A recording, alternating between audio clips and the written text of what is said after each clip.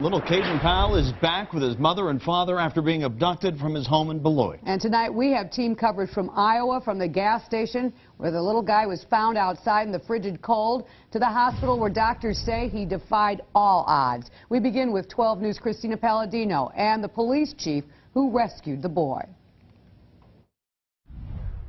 This is the BP gas station right off Interstate 80, about 20 minutes from Iowa City, where the local police chief found Caden Powell from Beloit. As you're about to see, he describes to me how he found the infant tucked away in the back of this building.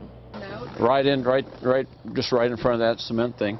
Wow. West Branch, Iowa Police Chief Mike Horahan retraces his steps with me at the BP gas station, where he found 6-day-old Caden Powell in a plastic storage bin Friday morning. I saw some recycling containers over here, and I saw another storage bin right next to it.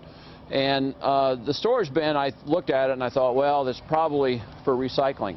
But the longtime police chief and father says all of a sudden a red flag went up and he reached for the plastic box.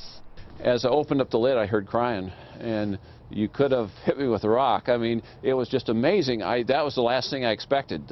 You know, I half expect to see a baby, but not a crying baby. Nearly a week old, Caden Powell was in there, swaddled tightly with blankets, completely covering him. I thought, holy cow, you know, I just couldn't believe it.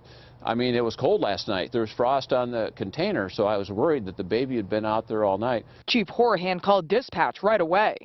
Infant inside a tote, it's still crying and alive. The chief says he helped lift little Caden out of the bin and into a warm ambulance where he was checked out.